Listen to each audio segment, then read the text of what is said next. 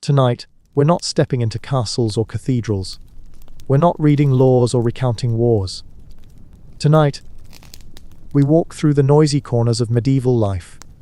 The parts where steam rose from carts, coins clinked in greasy hands, and hunger wasn't about survival, but curiosity. This is a story about what people ate when they didn't have to. About medieval street food, snacks, indulgences, little bites of comfort in a world where comfort was rare.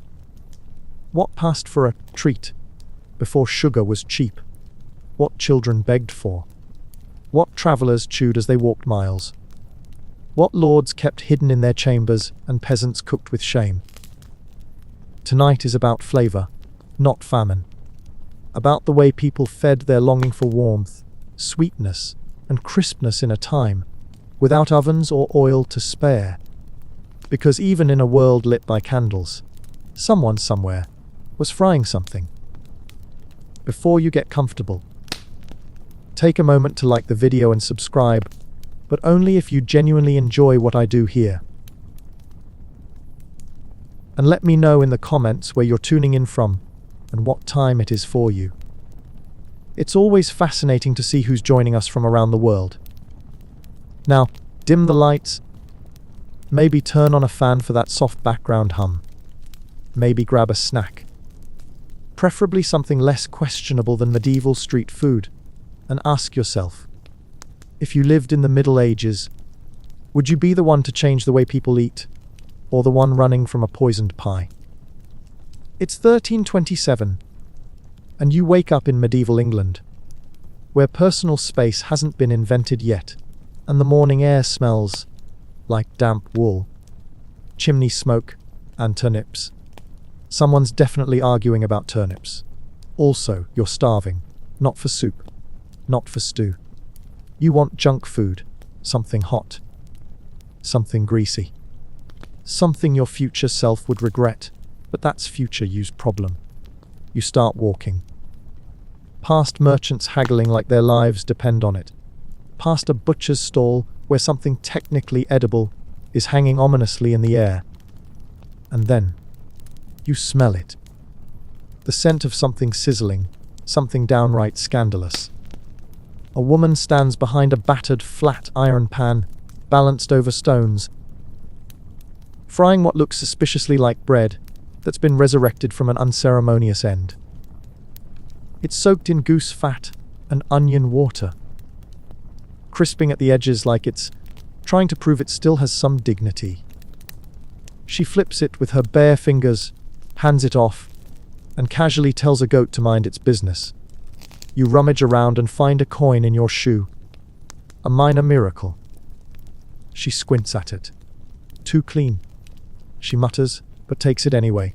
The first bite is a revelation. Grazy, salty, and probably a crime against your arteries, if medieval England had the concept of arteries. It's glorious. A kid next to you, grinning like someone who knows way too much, calls it beggar's toast. Just fried crusts, fat, and, if fortune smiles upon you, a bit of leftover meat jelly. His name is Edwin. He's 12. He hasn't had a full meal since the spring fair. But today, someone dropped a scrap of lard near the fish stall, and he's living large. You thank him. He grins, one front tooth missing, and says, "You should try pie next." You nod, wiping grace on your sleeve like it's a badge of honor. You've been in medieval England for 20 minutes. And somehow, you already feel like a local. You follow Edwin deeper into the market, where the smell of open fires and questionable choices thickens. The shouting is louder here, vendors haggling over things that may or may not legally count as food. Then, you see them. Pies. Not the neat little pastries of modern kitchens. These are squat, damp, and vaguely threatening. The sign above them reads, 3 for a penny. No worms, today only. That's not a joke. That's a promise. You stare at the vendor, then at the pies. He shrugs. Could be eel. Could be mutton. Might be both. might be neither. You consider walking away, but Edwin, already chewing, grins like someone who has long accepted fate. If it crunches, stop chewing. A comforting. You take a bite. The crust is dense, more fortress than pastry. The filling warm, oddly sweet. Definitely not mutton. Possibly pear. Possibly something pretending to be pear. Possibly someone's old boots. But you're starving, and as your brain catches up to your stomach, you realize the flavors aren't bad. Not good, exactly, but complex. Edible. Almost nostalgic, even though you've never eaten this before. These pie stalls are everywhere in medieval towns. Sweet pies, savory pies, hand pies, meat pies stuffed into thick pastry shells built to last. Not for taste, but survival. The crust isn't always meant to be eaten. It's a medieval Tupperware. The rich fill theirs with lamprey and spiced beef. The poor, mostly vegetables, occasionally pigeon, always questionable. But today, your pie contains something. The seller, wiping his hands on a tattered apron, grins. That one had fig, he says. Or maybe frog. Hard to say. You burp. Edwin pats your shoulder like you've just completed a rite of passage. You're ready for sweets now, he says. The adventure continues, and regret is a distant concern. The heat from the pie stalls has faded. The grease of beggar's toast has settled, and the market hums a steady rhythm of bartering voices and trampled straw. You didn't know this alley existed. It hides behind the baker's cart, past 3 overturned barrels, and beneath the watchful eyes of a cat, perched on a windowsill like a judgmental gargoyle. It's a place tucked away from the usual morning trades, where indulgence is a quiet rebellion, whispered like a secret between those lucky enough to know. Edwin leads you, his steps confident as though navigating an underground society of culinary outlaws. You pass the remnants of cheese wheels, open fires licking at battered pots, and a particularly suspicious roasting operation that you refuse to examine too closely. And then, there it is, the sugar stall. A wide woman with flour on her cheeks and mischief in her eyes bellows into the alley. A penny for a string of joy. You assume it's a euphemism. It isn't. She holds up a twine rope, thick and sticky with something golden, glossy, and dangerously adhesive. You watch as she stretches it, twists it, and drags it over a tray of crushed nuts and strange herbs, some familiar, some unsettling. Lavender, maybe, or pepper. She grins as she hands a piece to a child, whose grubby hands seize it with the reverence of a knight, accepting a sacred relic. You hand over your last coin. It's light in your fingers, softer than expected. You bite. It cracks. It stretches. It clings to your molars like betrayal. Nearby a monk.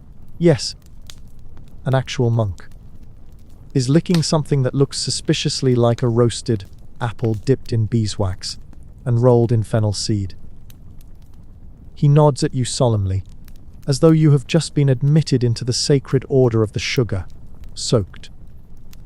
Sweet treats in medieval times weren't just rare, they were events.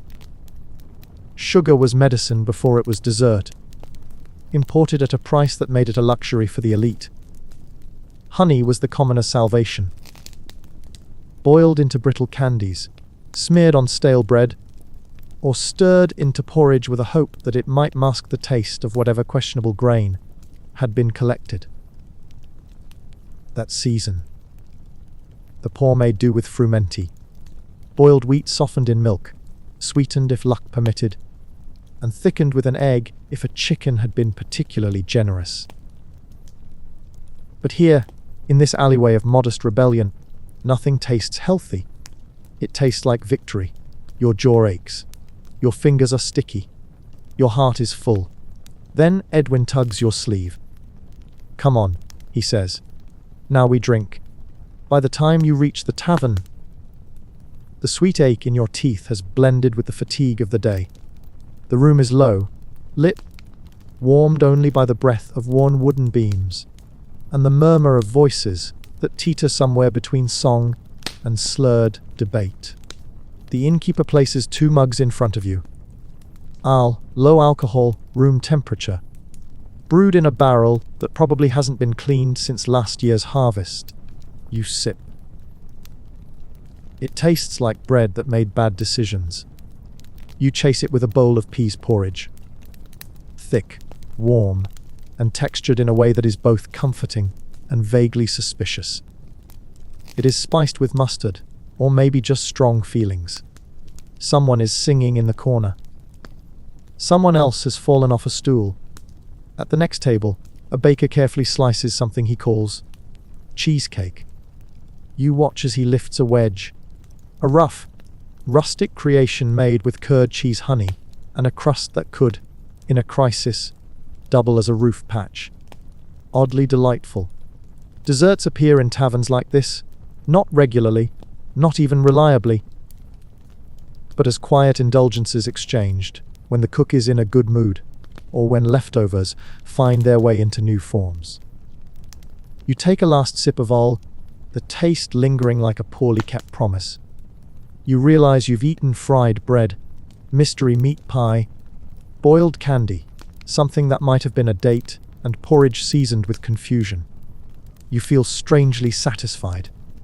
Edwin, now half asleep against the worn wood of the table, has honey smeared across his cheek. You lean back, your stomach full of food no doctor would recommend.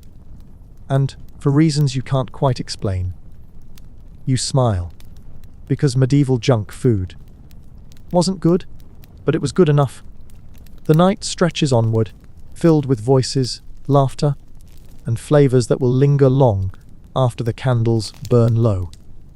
In the dim glow of the tavern, with Edwin snoring softly beside you, and the warmth of indulgence settling deep into your bones, you begin to wonder what other forbidden delights are tucked away in history's forgotten corners. And more importantly, would you dare to try them? By now, the market has thinned. The pie stalls have emptied, their questionable fillings sold off in neat parcels of secrecy. The sugar vendor has packed up her trays, leaving behind only a faint stickiness in the air. The world outside buzzes with the ordinary hum of survival, but here, deep inside the wooden belly of the tavern, you step into something different. It isn't loud, not exactly. It's busy. Voices blend into the scraping of wooden cups against scarred tables. A man hums a tune no one remembers. Somewhere near the back, someone laughs. A deep, rolling sound that carries the weight of too many drinks. Edwin is still beside you, his fingers tracing the rim of an empty tankard. You've had bread. You've had pie. You've had sugar. He mutters, almost to himself. Then, with a sharp grin, now we drink. A wooden mug slides toward you, filled to the brim with something dark, frothy, and absolutely unconcerned with the finer things in life. Ale. But not the kind, you know. The chilled, golden nectar of modern pubs. No, this is medieval ale. Thick warm. The kind that tastes like it was once bred in a past life. You take a sip. It's earthy, almost smoky. You catch the bite of fermentation, the whisper of something sour, and, if you focus, the faintest trace of herbs that might have been thrown in on a drunken whim. It's drinkable. Edwin raises his own mug. Not bad. Right? They don't water it down here. You pause. Wet. Some places do. Edwin grins. Depends who's running the place. If the innkeeper's stingy, they stretch it with river water. You glance at your mug. Edwin chuckles. Relax. This place is good. That remains to be seen. The innkeeper lumbers toward the table, setting down a bowl that steams faintly in the dim candlelight. Peas porridge. Thick, lumpy, and the color of indecision. You poke at it. Edwin takes a bite without hesitation. It's been sitting for a while. he admits between chews. That's how you know it's good. You don't ask how long a while is. You take a bite. The texture is both soft and oddly resistant. It tastes vaguely of mustard, possibly from the cook's generosity, possibly from sheer accident. Either way, it's warm, filling, and exactly what you need after a day of reckless eating. The tavern shifts around you. A man in the corner is carving something into the table, and another is loudly insisting that his eel pie was superior to all other eel pies in Norwich. Edwin nudges your arm. You've done well, he declares, nodding at your empty mug. Most don't make it this far. You laugh. An easy, unguarded sound. The medieval world is sharp, relentless, often unforgiving. But tonight, you are full. You are warm. And for now, that's enough. Norwich's marketplace never lacked entertainment, but today, it had something truly special. A spectacle born from sheer culinary ambition. At the heart of it all stood Giles, a wiry fellow with unkempt hair and the kind of enthusiasm that made people nervous. He wasn't selling pies. He wasn't selling roasted pigeon. He wasn't even hawking eel stew. No, Giles was here to introduce something entirely unheard of. The burger. It started simply enough. A lump of minced meat, mixed with whatever herbs he had scrounged up that morning, shaped into a sort of patty by sheer determination. He toasted 2 halves of barley bread over an open flame, slapped the patty between them, and then, because why stop there, added a smear of honey herb sauce that he claimed was the missing piece to a better world. Then, he made his grand announcement. Behold, a feast between bread! A meal for the future! A revolutionary creation I call the burger! Silence. Then, laughter. So much laughter. A butcher wiped tears from his eyes. You're trying to trap meat between bread? Like some kind of meat sandwich? Giles, unfazed, nodded with the conviction of a man who believed he was changing history. But Norwich wasn't ready for history. Why would I eat my meal stacked like a careless bricklayer? Sneered a baker. What's next? Stacking soup. Another man shook his head. You've just hidden the meat. How do I know if it's good? People mimed horror, holding their bread and meat separately, dramatically inspecting each element before pretending to put them together. Despite the chaos, Giles held firm. If you try it, he declared, you'll understand. This statement received even more laughter.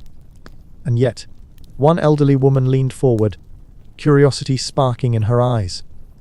She took the offering with a shrug and a smirk. One bite. Chewing. Consideration.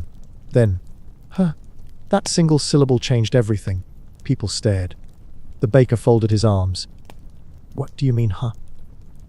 She took another bite, nodded. It's strange. Strange bad, or strange good? Someone demanded. She shrugged. Not bad. And suddenly, the mockery wasn't so confident. A few brave souls stepped forward, accepting Giles's challenge. Murmurs spread as people chewed. Some nodded with reluctant approval. Some grimaced. Some loudly declared, I prefer my meat unhidden, thank you. But the damage was done. The seed of the burger had been planted. Later that night, in the dim glow of the tavern, the story of Giles spread. His defeat was exaggerated, his triumph understated. But one thing remained true. He had introduced something bold, something reckless. And, if nothing else, the people of Norwich would never look at bread and meat the same way again. The next morning, Norwich wakes up the way it always does. Slow, weary, and smelling faintly of wet straw. The sun hasn't fully warmed the streets yet, and most of the vendors are still setting up, rubbing sleep from their eyes as they restock carts with the day's supply of turnips, bread, and things that look suspiciously like yesterday's fish. Somewhere near the tavern, Giles is muttering to himself. Last night should have been his victory, his moment. He'd nearly convinced the people of Norwich that his burger was a work of genius, despite the laughter, despite the mockery. And then, disaster struck. A group of particularly loud farmers had swarmed him just before nightfall, demanding to know what exactly he thought he was doing.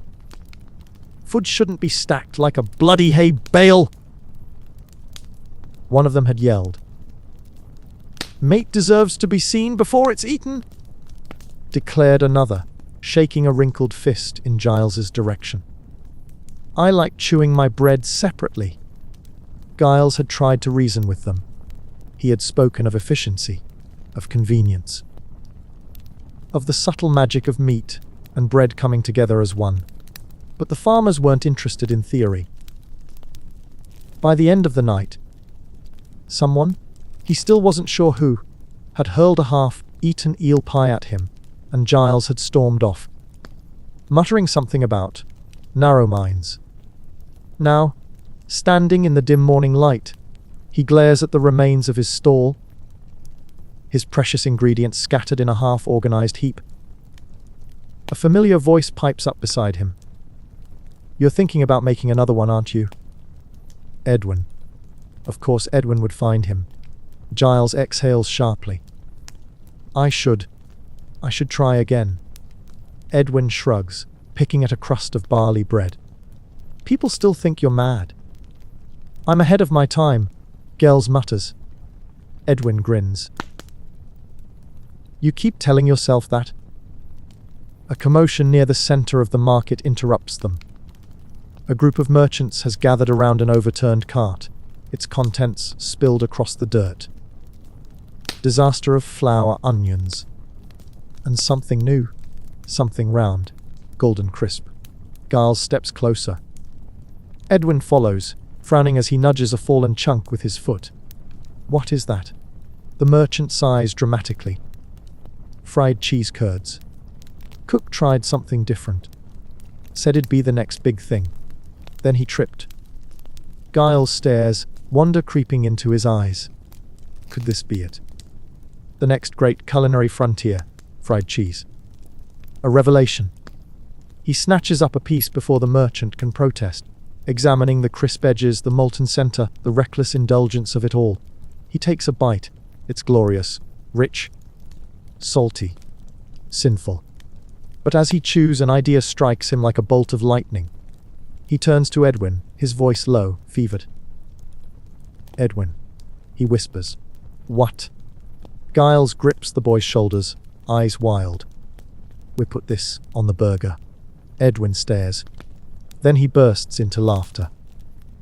Nobody's going to eat that. They will. They won't. I refuse to let this market crush innovation. But Edwin is already walking away, wiping tears of amusement from his eyes. Good luck with that, Giles. He calls over his shoulder.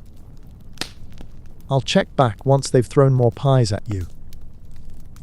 And just like that, Giles is alone again, clutching a greasy chunk of fried cheese, dreaming of a future where people finally understand. Where the burger, and all its ridiculous, glorious potential, is appreciated. Where history finally catches up to genius. Or, at the very least, where someone doesn't throw an eel pie at him. A man can dream. The year was 1467, and the town of Bristol was preparing for a feast unlike any it had seen before. It wasn't a royal banquet, nor a noble's indulgence. It was something far rarer. A celebration for the common folk, funded by a merchant who had made his fortune in wool, and decided, for reasons unknown, that he wanted to be remembered for something other than wool. His name was Thomas Wren, and he had a vision. A feast so grand, so absurdly excessive, that even the poorest in town would eat like kings. If only for a single night. Word spread quickly. Bakers doubled their batches. Brewers worked overtime. Butchers sharpened their knives with a kind of reverence usually reserved for battle. And then there was the cook. A man named Oswald, who had spent his life feeding hungry travelers and disgruntled sailors, was given full control of the menu. He took this responsibility very seriously. He planned roasted meats, thick stews, honeyed tarts, and enough all to make the town forget its troubles. But Oswald had one problem, one dish, one centerpiece, that would make this feast legendary. Something no one had seen before. Something that would make people talk about this night for years. And so, after much thought, he decided on the tower of meat. It was exactly what it sounded like. A towering stack of roasted meats, beef, pork, venison, and even a few birds, layered between thick slabs of bread, held together with skewers, and drenched in a sauce so rich it could make a monk reconsider his vows. It was, in essence, a medieval attempt at a multi-layered sandwich, and it was magnificent. The feast began at sunset. People arrived in droves, their eyes wide at the sheer abundance of food. Tables groaned under the weight of roasted boar, steaming pies, and wheels of cheese stacked like fortifications. But nothing drew more attention than Oswald's creation. The tower of meat stood at the center of the feast, glistening under the torchlight, daring anyone to approach. The first man to try was a blacksmith named Henry, who took one look at the towering monstrosity and declared, "That's not food. That's architecture." The second was a fisherman who, after much contemplation, attempted to take a bite, only to have half the stack collapse onto his lap. Laughter erupted. People pointed. Oswald, watching from the sidelines, frowned. This was not how it was supposed to go. The Tower of Meat was meant to be legendary. Instead, it was becoming a cautionary tale. But then, Thomas Wren himself stepped forward. The merchant, dressed in fine wools, of course, studied the fallen stack with a thoughtful expression. Then, without a word, he picked up a slab of bread, placed a generous portion of meat inside, folded it, and took a bite. Silence. Then, he nodded. "This," he declared, "is excellent." And just like that, the feast was saved. People followed his lead, tearing apart the Tower of Meat, creating their own versions, some neat, some disastrous. The laughter remained, but now it was accompanied by the sounds of satisfied chewing. Oswald, watching his creation finally succeed, exhaled in relief. The feast continued long into the night, and when dawn arrived, the town of Bristol had a new story to tell. The Tower of Meat had failed as a spectacle, but as a meal, it had thrived. And for years afterward, whenever someone stacked too much food between two slices of bread, they would grin and say, "Careful now. You don't want another Tower of Meat situation." And so, in its own strange way, Oswald's creation became legendary after all. Morning in Norwich moves slowly, like a groggy beast unwilling to rise. The tavern is waking up in its own way. Wood creaking under sleepy footsteps, the scent of all still thick from the previous night, and Edwin groaning as he sits up, hair wild, face sticky with forgotten honey, and Giles. Giles has not moved since dawn. He's still hunched over the remnants of his stall, staring at a wooden slab where his once great burger almost changed history. Almost. The laughter still echoes in his mind. The cruel chuckles, the snide remarks about trapping meat like a fool, the endless jokes about stacking food like a careless mason. But more than that, he remembers the moment people started liking it. The shift. The hesitation. The elderly woman who muttered. That one syllable had cracked the armor of skepticism, and that means something. Edwin, now fully awake, leans against the stall. "So, what's today's plan?" "Gonna stack more food. Maybe balance a pie on top this time." Giles doesn't answer. He's thinking. Hard. The marketplace is shifting around them, vendors calling out prices, the clang of metal as a blacksmith starts his morning work. Then, an interruption. A voice. Clear. Confident. I want another one. Giles blinks. A man stands before him. Young, dust-covered, clearly a laborer. I had one last night. The man continues. At first, I thought it was ridiculous. But, well, it was good. Edwin freezes mid-chew. Giles slowly sits up. You want another? The laborer nods. The bread soaks up the juice. Keeps my hands clean. I like that. And just like that, Giles is back. Without hesitation, he gathers his ingredients. Minced meat, barely decent bread, his precious honey, herb sauce, and begins again. This time, he works deliberately, stacking the layers with care, placing each ingredient like a craftsman building something meant to last. The laborer watches. Other vendors pause in their tasks.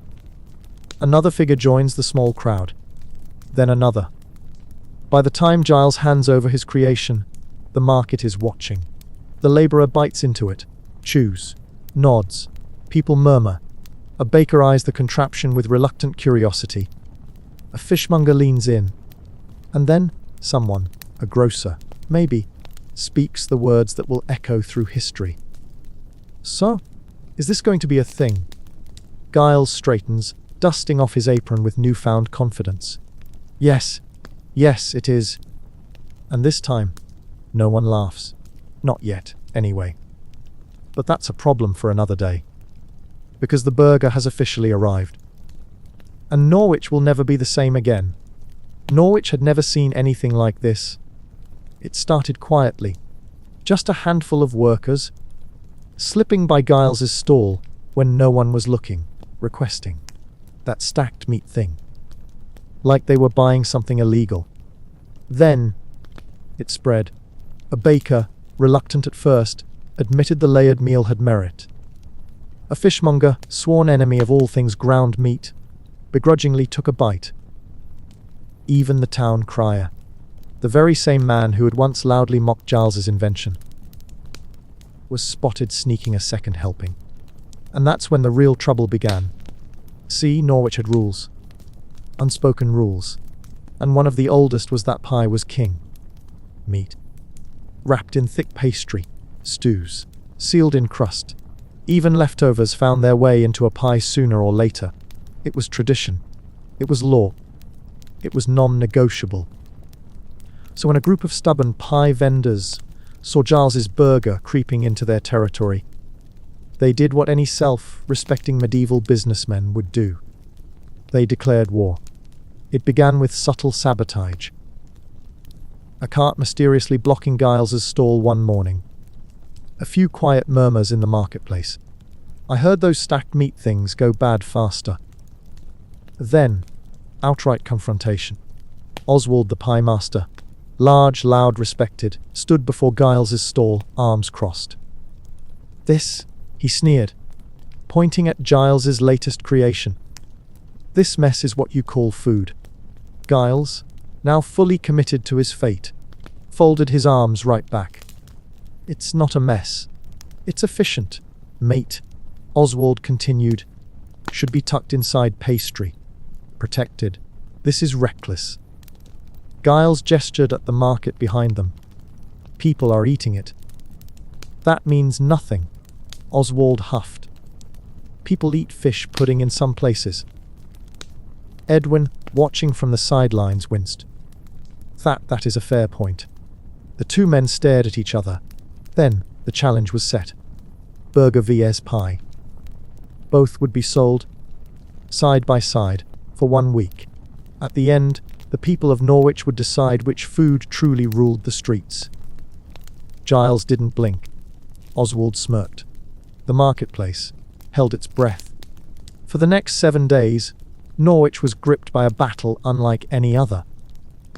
Pie vendors sharpened their crust recipes, stuffing their creations with richer meats, more elaborate spices.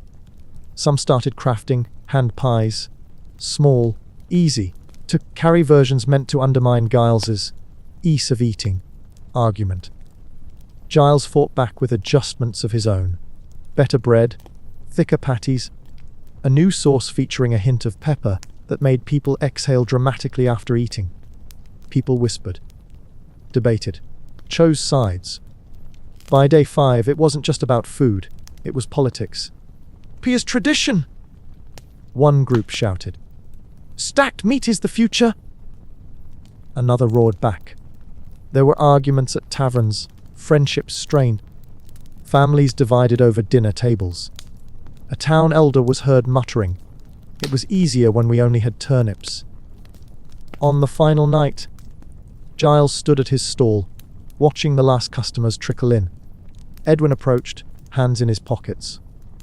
"Well," he said, chewing on a particularly excellent bite of burger. "At least nobody threw an eel pie at you this time." Giles chuckled. Then, the results came in. People ate both. They loved both. But, when asked to choose, Norwich, after all the shouting, all the sabotage, all the tension, chose pie. By one vote, Giles sat back blinking. One vote, Edwin nodded. One single, lonely vote, Giles exhaled. Then, he laughed, because he hadn't lost. Not really. People had liked the burger. They had eaten the burger. Sure, pie won the battle, but it didn't kill the stacked meat revolution. Not even close. And as Giles closed up shop for the night, stretching his sore limbs, he smiled. Because now, his creation had a future. And the people of Norwich, whether they admitted it or not, would never look at meat and bread the same way again. By now, Giles's burger had carved out a small but undeniable place in Norwich's market. People still laughed at it. Some still refused to eat it. But others, especially the labourers who appreciated a meal they could hold in one hand, had started asking for it regularly. And that meant something. It meant change. It meant possibility. It meant that, for the first time, people were thinking beyond pies and stews. And that's when things got dangerous. Because once people start experimenting with food, things can go very wrong. It started with a butcher named Walter. Walter had seen Giles's success and decided he wanted to be part of the stacked food revolution. But he wasn't interested in meat between bread. No, Walter had a better idea. He called it the fire sausage. The concept was simple: take regular sausage, coat it in a mix of crushed peppercorns, mustard seed, and something he referred to as the secret ingredient, and roast it over an open flame until it was blackened. The problem: the secret ingredient was ground nightshade. Walter, bless his heart, had no idea that nightshade was poisonous. He just thought it made the sausage look fancier. The first batch was sold to a group of unsuspecting dock workers. The second batch was sold to a few curious merchants. By the third batch, half the market was watching in horror as people clutched their stomachs and collapsed in dramatic fashion. Walter was promptly banned from selling anything ever again. Then came the milk pie incident. A baker named Agnes had heard whispers of a new delicacy from France. Custard pies, rich and creamy, made with fresh milk and eggs. She wanted to recreate it, but medieval refrigeration was not great, and Agnes, in her enthusiasm, had left a batch of milk pies sitting in the sun for far too long. The first few customers enjoyed their slices. The next few felt slightly unwell. By the end of the day, half the town was suffering from what would later be known as the Great Milk Pie Disaster of Norwich. Agnes, horrified, fled to the countryside for a month before returning under a new name. And then, perhaps the worst of them all, came the eel pudding catastrophe. Nobody knows who started it. Nobody knows why it happened. But for one brief, terrible week, someone decided that eels, already a controversial food, should be boiled into a pudding. It was thick. It was grey. It smelled like regret. And yet, somehow, people ate it. Until they didn't. Because after the first few unfortunate souls fell ill, the pudding was swiftly banned. And the recipe was burned in a public ceremony. By the time Giles heard about these disasters, he was deeply concerned.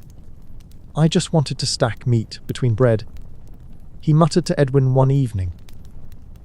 "I didn't mean to start a movement." Edwin, chewing thoughtfully on a perfectly safe burger, shrugged. "People get excited," he said. "Sometimes too excited." Giles sighed. "I just hope nobody tries to boil my burger." Edwin snorted. "If they do, I'm leaving town." And with that, Norwich settled back into its usual rhythm. Its people wiser, its cooks slightly more cautious, and its food experiments forever haunted by the memory of eel pudding. Some things, after all, should never be attempted, even in the name of progress. By now, Norwich had learned its lesson. Food experiments were thrilling, but they could also go terribly wrong. Still, that didn't stop people from trying. If anything, Giles's burger had opened a door no one could shut. People wanted new things. Better things. Things that weren't just pies and porridge. And that's where things got messy. It started with a butcher named Richard, who had a business problem. People were suddenly asking for ground meat. For centuries, people had accepted that meat came in chunks, slabs, or suspiciously shaped cuts. But now, thanks to Giles, they wanted patties. And Richard, sharp-eyed, opportunistic, was thrilled. At first. But grinding meat was time-consuming, expensive, so Richard made a decision. A bad decision. He started adding extra ingredients to stretch his supply. Nobody knew exactly what these ingredients were. Some whispered it was too much fat. Others suspected old meat scraps. A few claimed they had seen Richard sneaking around the alleyways near the river, collecting things.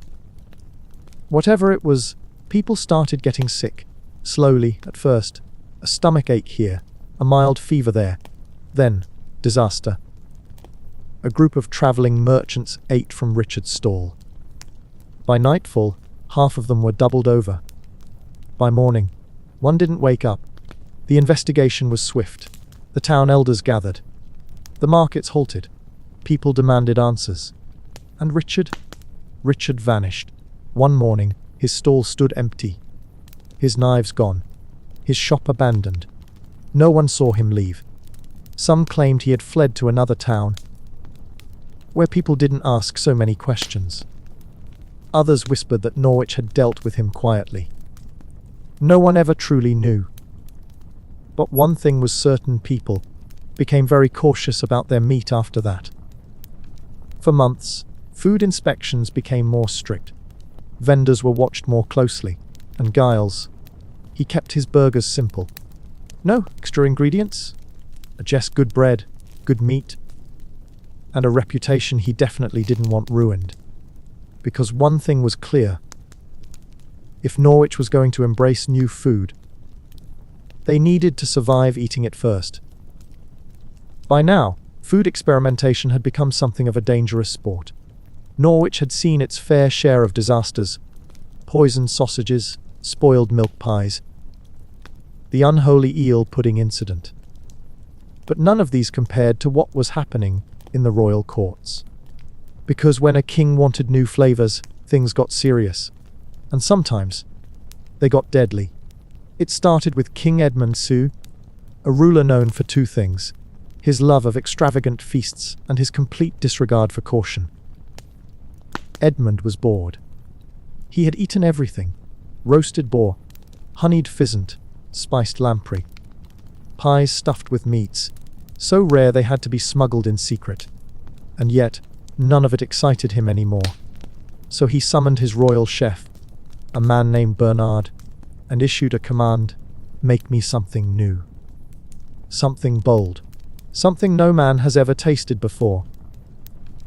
Bernard, who had spent his career perfecting the art of not dying, swallowed hard, because when a king demanded innovation, failure wasn't just embarrassing, it was fatal. Bernard worked tirelessly. He experimented with exotic spices, blended meats in ways never attempted before, and even tried fermenting fruit in wine for extra depth. But nothing felt new enough. Then, he had an idea.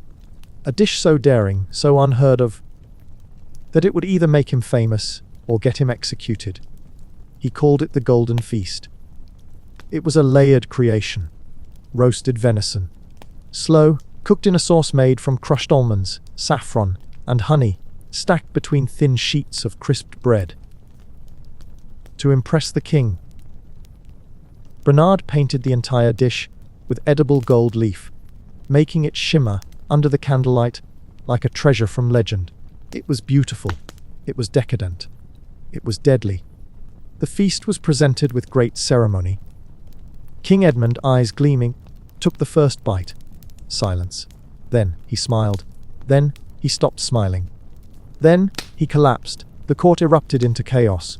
Physicians rushed forward. Servants screamed. Bernard froze, because he knew what had happened. The almonds. They had been bitter almonds, harmless in small amounts, but when cooked improperly, they released cyanide. And now, the king was dead. Bernard was arrested immediately. The trial was swift. The verdict, death. Because in medieval courts, poisoning a king, even accidentally, was treason. And treason had one punishment. Bernard was executed within the week, his name forever cursed in royal kitchens. From that day forward, chefs across the land became terrified of innovation. No more reckless experiments. No more bold flavors. And definitely no more bitter almonds. Because when food could kill a king, it could kill anyone. And nobody wanted to be the next Bernard. Not even Giles. Especially not Giles. Because he really didn't want to end up in the stocks over a burger. By now, royal chefs lived in constant terror. Bernard's execution had sent a clear message. Food was dangerous, and innovation could kill you. But despite the risks, kings and nobles still wanted new things, new flavors, new indulgences, and sometimes new disasters. It was the year 1485, and King Richard III was preparing for a feast unlike any before it. It wasn't just a meal. It was a political statement, a display of wealth, a reminder to his rivals that England was strong, rich, and entirely capable of filling its tables with enough roasted meat to shame France. But this wasn't just about quantity. No, Richard wanted something special. Something that would make foreign ambassadors whisper in awe. Something never before seen in England. And that's where things went horribly wrong. His royal chefs had been tasked with crafting the centerpiece of the feast, a dish so magnificent that it would overshadow every boar, every pheasant, every pie gracing the long banquet tables. They called it the majestic swan. It was supposed to be a triumph, a roasted swan, glazed in honey, stuffed with delicate herbs, then reassembled to look as though it was still alive, wings spread, head proudly lifted. It was meant to be an illusion, a display of medieval culinary theatre, and it almost worked, until someone suggested painting it with mercury. Now, mercury had many uses in medieval times. It was used in medicine poorly. It was used in cosmetics also poorly. It was sometimes even used in food decoration, because, well, it looked nice. And so, in their eagerness to make the swan shine like a mystical creature from legend, the chefs carefully brushed it with a delicate layer of mercury, infused glaze. It was stunning. It was beautiful. It was highly toxic. The feast began. Nobles marveled at the grand display, gasping as the shimmering swan was paraded through the hall, its golden glow catching every flickering candle. King Richard beamed. The ambassadors from France whispered in admiration. And then, The first bites were taken. It didn't take long. Within the hour, the symptoms began: sweating, shaking, a few fainting spells, then vomiting. Then, panic. The court descended into chaos. Physicians rushed forward, wildly trying to assess the damage, but the truth was unavoidable. The royal feast, the grand statement of England's power, had poisoned half the nobility. By morning, 3 noblemen were dead. Several others were bedridden for weeks. The French ambassadors, deeply unimpressed. The aftermath was swift. The chefs who had worked on the Swan were arrested, interrogated, and, depending on who you asked, very unfortunate. One escaped. One mysteriously vanished. The others were sentenced to death, their legacy forever tied to the majestic Swan disaster. From that day forward, mercury was strictly banned from food preparation, which, frankly, should have been obvious much earlier. And as for King Richard, well, let's just say his grand feast was remembered, not as a triumph, but as the meal that almost wiped out half his court. Some say it was an omen, because less than a year later, Richard was killed in battle. And with him, the memory of the Swan, golden, shimmering, and utterly disastrous, became legend. The feast that broke a kingdom, and the greatest food failure in royal history. Until, of course, the next one. The death of King Edmund Tibbers sent shockwaves through every kitchen in the land. Chefs became hesitant, their confidence shattered. No one wanted to be the next Bernard. Recipes were checked 3 times before serving, and anything remotely new was met with deep suspicion. But then, there was Hubert. Hubert was different. He wasn't shaken by the king's demise. He wasn't rattled by Bernard's execution. If anything, Hubert saw it as an opportunity. If people are afraid to experiment, he reasoned, then I must be the one to do it. And so, armed with reckless ambition and a complete disregard for history's warnings, Hubert set out to create something revolutionary. A dish so magnificent it would redeem the reputation of bold cooking forever. Unfortunately, Hubert was also an idiot. The plan was simple. He wanted to make a dish so rich, so decadent, that no one could possibly question its quality. His solution: mix everything expensive together into one towering masterpiece. It was called the Royal Feast Stack. Venison, crushed almonds, this time not the deadly kind, honey, glazed pigeon, aged cheese, spiced fish, and, because why not, boiled quail eggs layered between thick slices of bread soaked in red wine. And for the final touch, the entire thing was deep fried in butter. Because, according to Hubert, a good dish should taste like wealth itself. When he presented it to the court of King Robert II, people stared. It was massive. It dripped. It smelled strong. One nobleman whispered, "Is it supposed to look like that?" Hubert grinned with the confidence of a man who had no idea what he was doing. King Robert, fascinated by the sheer absurdity of it, took the first bite. Then, he took another. Then, he paused. And then, the king collapsed. Nobody moved.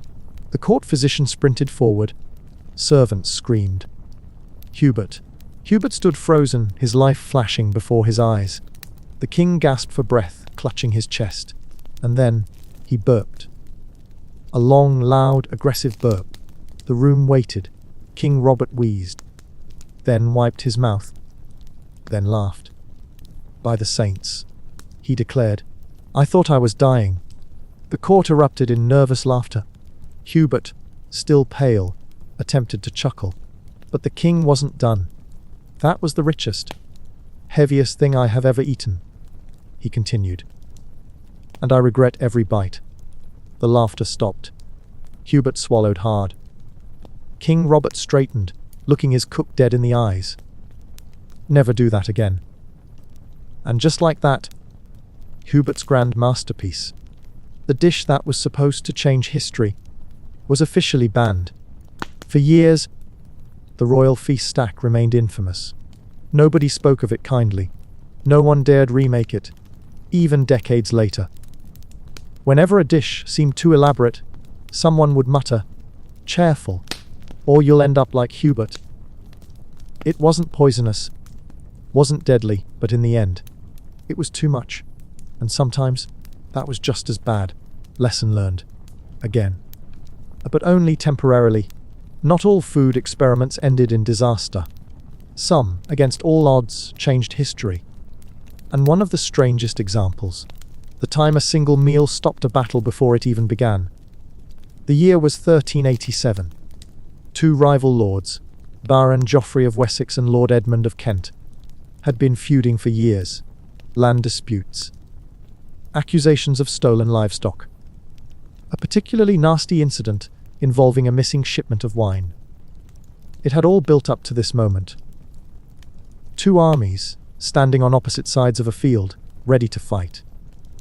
But before the first arrow could fly, something unexpected happened. A cook named Thomas stepped forward. Thomas wasn't a soldier. He wasn't a noble. He was just a man who had spent far too long listening to these lords argue while he tried to prepare meals. And he had an idea. A ridiculous idea. Thomas approached Baron Geoffrey first. "My lord," he said, "before battle begins, surely you would like a meal to strengthen you." Geoffrey, amused, agreed. Thomas then went to Lord Edmund. "My lord, would you allow me to prepare something for you as well?" Edmund, suspicious but intrigued, nodded. And so, Thomas got to work. He prepared 2 meals, one for each lord. But here's the trick. They were identical. Roasted venison, spiced with cinnamon and cloves. A thick barley stew, rich with herbs. Freshly baked bread, still warm from the oven. And, for the final touch, a rare delicacy. Honeyed pears soaked in wine. When the meals were served, both lords took their first bites. Then, confusion. Then, hesitation. Then, laughter. Because they realized something. They had spent years fighting, years arguing. And yet, when it came down to it, they both liked the exact same food. The battle never happened. Instead, the 2 lords sat down, shared their meal, and, over the course of several hours, negotiated a peace treaty. By the end of the night, the armies had dispersed. The war was over, and Thomas became legendary.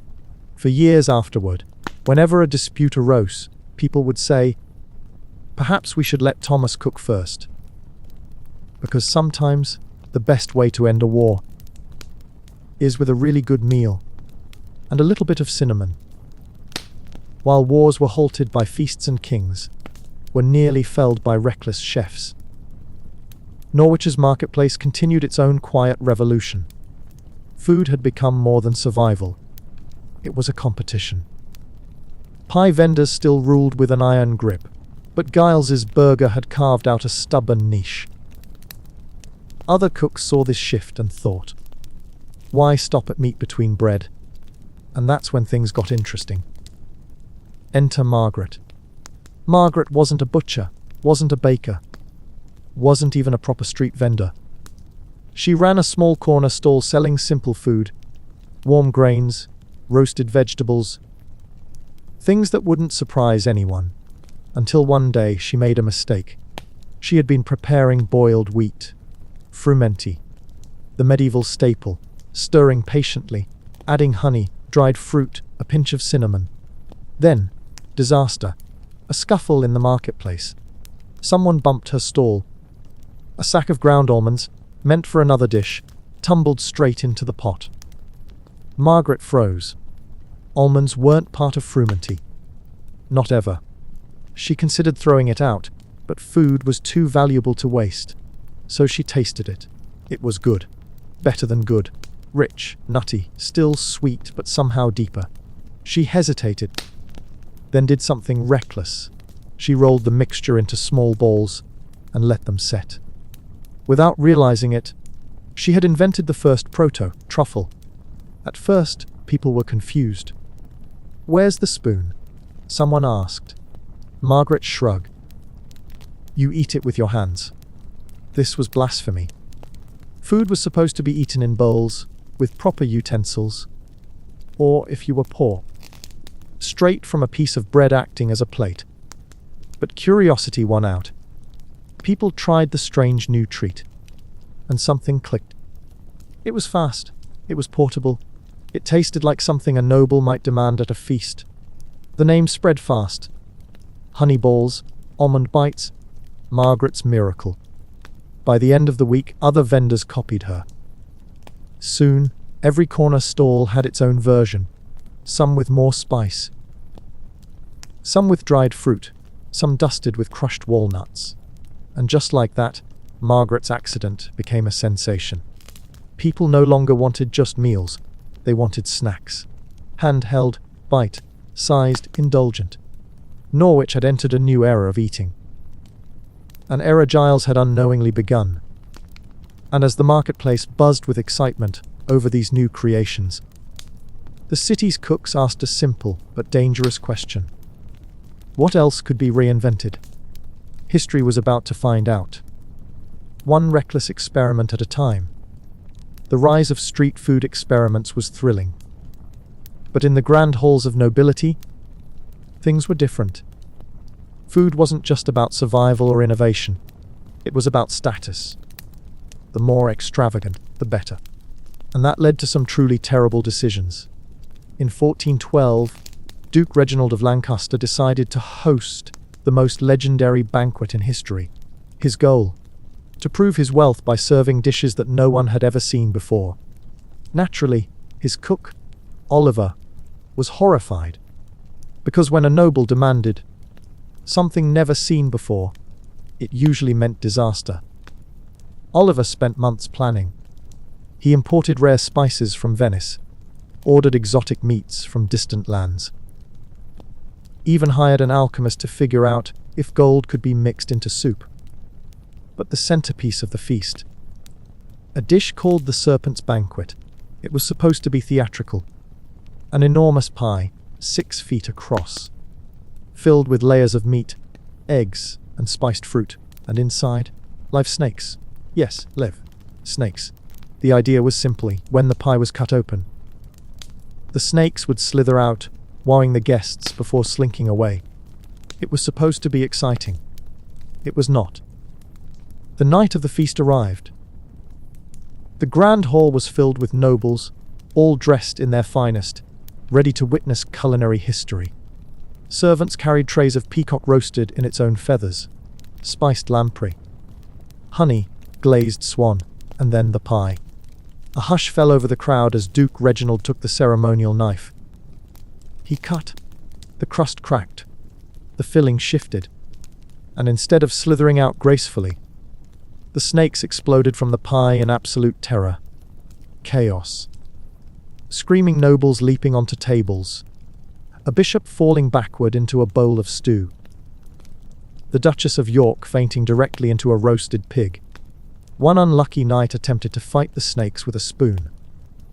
Oliver, watching in horror, muttered, "I should have been a fisherman."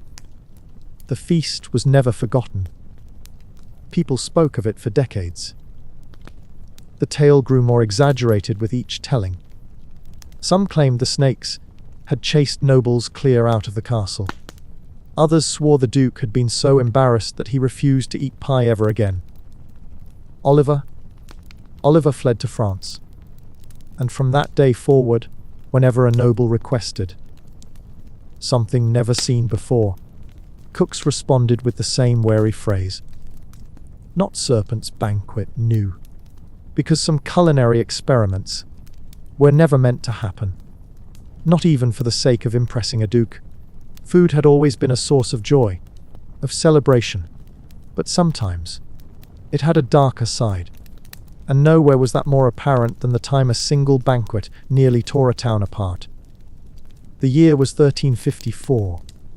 The town of York was hosting its annual festival. A grand event meant to unite nobles, merchants, and common folk alike. The centerpiece of the festival, a massive feast funded by the city's wealthiest men, designed to showcase the finest food in England. This wasn't just a meal. It was a statement, a symbol of prosperity, a chance for the ruling class to flex their riches in the most delicious way possible. And that, as history would soon learn, was a terrible idea. The kitchens worked for weeks, preparing a feast so excessive it bordered on absurd. Whole roasted oxen, spiced so heavily they could be smelled from the next village. Platters of stuffed birds, partridge, swan, peacock, arranged in decorative displays like battlefield formations. And, perhaps most ridiculous of all, a tower of cheese so large it required its own wooden platform. Word spread fast. People whispered of dishes they'd never seen before. Pastries dusted with sugar so fine it sparkled. Meats flavored with spices from lands so distant they could barely pronounce them. Common folk gathered outside the banquet hall, watching as carts rolled in, overflowing with food they would never be allowed to taste. And slowly, inevitably, resentment began to boil. When the feast began, the nobles ate lavishly.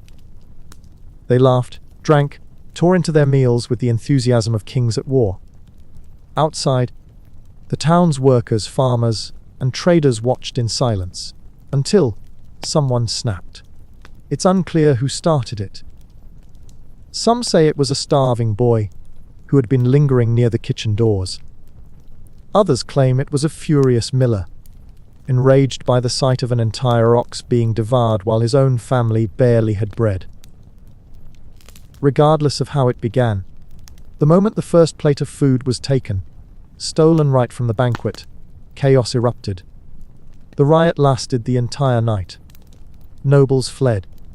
Servants abandoned their posts. The entire cheese tower was destroyed in the madness. Chunks of dairy flying through the streets like siege weaponry. By morning, the once proud feast had been reduced to ruins. The banquet hall was a mess of overturned tables, shattered goblets, and, curiously, a single roasted duck perched on a windowsill, as if it had been left behind by a fleeing aristocrat. No one was injured. But history would never forget the Great York Banquet Riot. From that day forward, nobles in England learned a hard lesson. Extravagance was fine. Indulgence was expected. But a feast too grand, especially in a town full of hungry people, that was a dangerous thing indeed. Because when food became power, people were willing to fight for it, even if it meant weaponizing cheese. In the aftermath of the York Banquet Riot, the nobility faced a dilemma. Feasts couldn't simply disappear. Celebrations were expected. Indulgence was tradition. But after witnessing cheese become a weapon, they knew one thing for certain. They could never make food look like a symbol of excess again. So, they devised a plan. Instead of massive displays of wealth, instead of towering cheese platforms or entire roasted oxen, they would shift their focus to something smaller, simpler, but no less luxurious: pies. It was an ingenious move. After all, pies had long been part of medieval cuisine. Flaky crusts, thick fillings, a balance of sweet and savory depending on the occasion. But now they would serve a new purpose. The ruling class downsized their feasts. No more entire animals set on display. No more absurdly rich banquets that incited resentment. Instead, food would be encased in pastry, hidden beneath layers of dough, transformed into discreet decadence. The first of these new feasts took place in Lincoln. A grand hall was prepared. Musicians were hired. And when dinner arrived, it wasn't marked by great, excessive displays of roasted boar and stacked meat. Instead, dozens, perhaps hundreds, of pies were presented, neatly arranged, modest in size, but filled with ingredients so rare, so expensive, that only the wealthiest could afford them. Some contained venison sloe, cooked in honeyed wine. Others were stuffed with spiced eel, and some reserved for only the highest-ranked nobles, hid entire songbirds, baked whole within delicate pastry shells, meant to be eaten bones and all. The gamble worked. The feast was luxurious, but not inflammatory. Outsiders who glimpsed inside saw nothing extravagant, nothing towering, nothing to spark outrage. And so, slowly, quietly, the nobility continued their indulgence.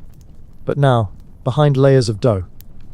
For years, medieval pies became the preferred vessel of excess. A secret indulgence disguised as simple food. Because after York, the aristocracy knew one thing for certain. If people didn't see excess, they wouldn't riot. For years, the aristocracy believed they had solved their food problem. Downsized feasts, hidden decadence, extravagant meals disguised beneath layers of pastry. But while the nobility quietly adapted their approach to indulgence, something far more unexpected was brewing among the common folk. A war. Not of swords, not of armies, but of bread. It began, like most conflicts, with a simple grievance. The bakers of York had long supplied the town with the essentials: hearty loaves, thick crusts, the kind of bread that could last through long winters and hard labor. But as the years passed and nobles embraced their secret pie obsession, these same bakers found themselves excluded. Their rustic bread was deemed too coarse, too common, too dull for the delicate feasts of the ruling class. And so, quietly, without ceremony, the bakers were pushed aside, orders dwindled, profits shrank. Their livelihoods, once thriving, began to wither, until, one autumn morning, a single baker refused to let it continue. His name was Walter of Micklegate, and he was about to start a war. Walter had been a baker for nearly 30 years, long enough to remember the days when nobles ordered entire tables of bread, long enough to see their taste shift toward pies and delicate pastries. And now he was broke, frustrated, furious, and determined to fight back. So, on the morning of October 3rd, he took action. He marched into the marketplace, set up his stall in the finest spot available, and presented something no one had ever seen before. A bread that was not meant to be eaten alone. It was soft, thick, designed specifically to hold meat, cheese, and anything else a laborer might throw into it. A bread built for convenience. A bread designed to compete with the aristocrats' beloved pies. And Walter made sure everyone knew it. He wasn't subtle. He shouted his message across the square. "Your hands stay clean! Your meal stays whole! No plates! No knives! Just bread that does the work for you." People listened. Curious at first. Skeptical. But when the first workers took a bite, they understood. This wasn't just food. It was a rebellion. Word spread. Other bakers took notice. Within weeks, York's working class had abandoned the old way of eating, throwing aside thick loaves in favor of this new, revolutionary bread. And, most importantly, they started filling it with meat, cheese, anything that could be carried without a plate. And suddenly, pies had competition. Nobles, once confident in their secret feasting, saw it happening. They saw the marketplace shifting. They saw bakers regaining power, and they weren't pleased. Soon, rumors swirled. Was this bread dangerous? Was it unsanitary? Was it a threat to tradition? Authorities attempted to restrict sales, claiming it was too indulgent for commoners, warning that it could change the way people eat, which, of course, was the whole point. Because York had found its answer to the aristocracy's pies, and there was no going back. For a time, it seemed the bread revolution would change everything. Bakers thrived. Workers embraced their new, portable meals. The pie dominance, once absolute, began to waver. But the nobles were not about to surrender their culinary empire without a fight. The ruling class of York watched in silence as the marketplace transformed. What was once filled with ornate pies, sugar, dusted pastries, and delicate feasts had now become something else entirely.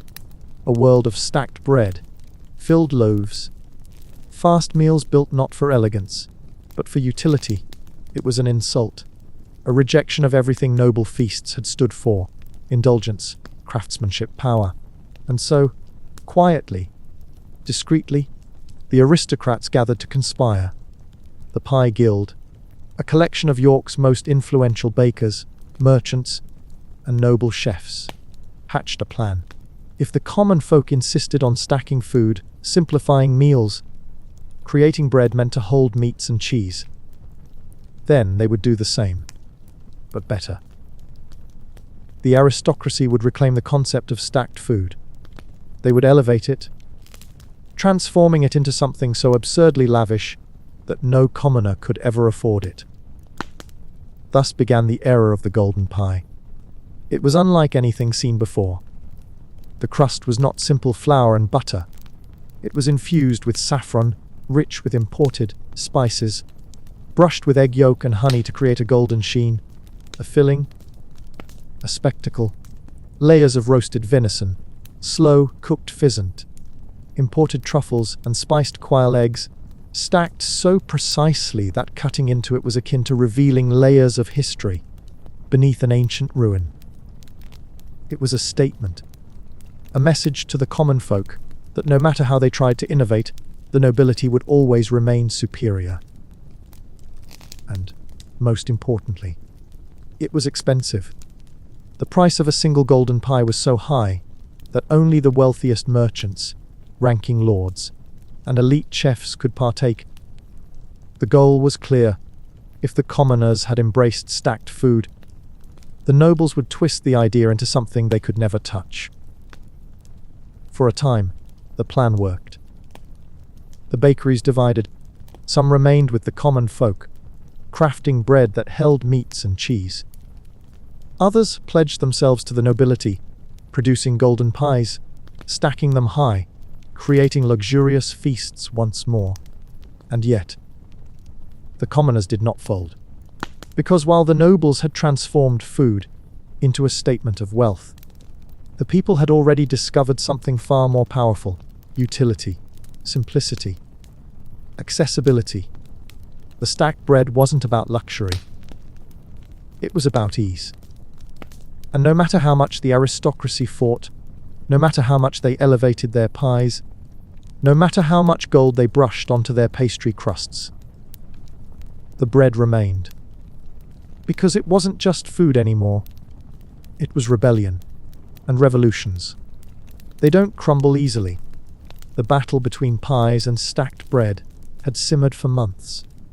York's nobles, determined to reclaim culinary dominance, had leaned fully into golden pies, brushing saffron onto their crusts, stacking layers of game meat so high that slicing into them felt like unearthing ancient ruins.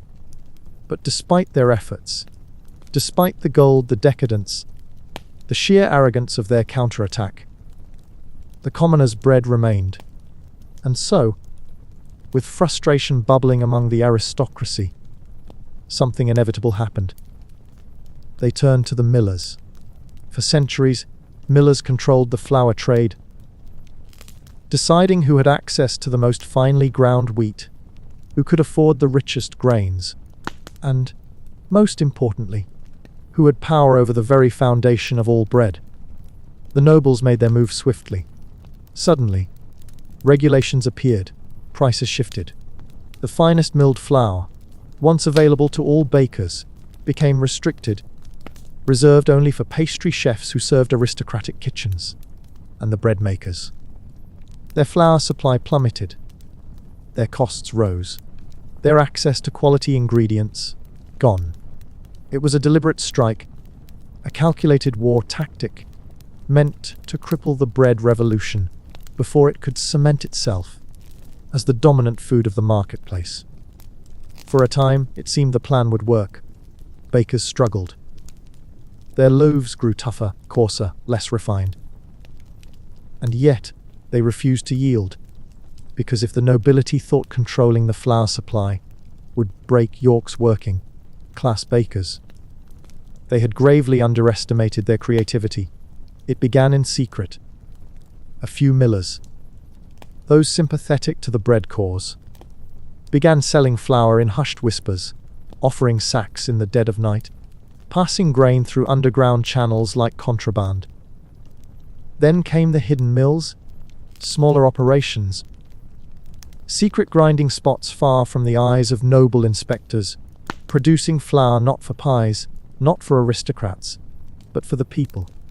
And finally, the rebellion escalated into open defiance. Bakers took to the streets, marched through York's marketplace, stacking their bread high, shouting their message to anyone who would listen. "This is our food! Our flour! Our craft!" The nobility watched in stunned silence, because while they had controlled the ingredients, while they had tightened their grip on the grain trade, while they had tried, desperately, to crush the bread movement before it could take hold, they failed. Because food isn't just flour and water, it's survival. And when the people fight for survival, they don't lose. In the bustling city of London, beneath the towering shadow of Westminster Palace, lived a woman far too bold for her time. Her name was Marjorie Cook, and she was dangerous. Not because she plotted rebellion, not because she schemed against the crown, but because she dared to cook differently. For years, food in London had followed strict traditions. Bread had its rules. Meat had its customs. Spices were controlled, dictated by merchants who decided what could and could not be used in English kitchens. And yet, Marjorie ignored all of it. She had spent her childhood listening to the stories of travelers, merchants who spoke of strange, fragrant spices from the East, sailors who whispered of dishes so complex they bordered on alchemy. And so, when she inherited her father's small tavern, she did the unthinkable. She experimented. She mixed cinnamon into meat pies, a flavor so foreign that people gasped at the first bite. She blended saffron into fish stews, turning them golden, unnatural, suspiciously luxurious. She roasted apples alongside pork, creating meals that didn't fit the rigid expectations of an English table. At first, people were intrigued. Then they were curious. Then they were obsessed. Her tavern overflowed with visitors, commoners and merchants alike, desperate to taste something new. And that was where her trouble began.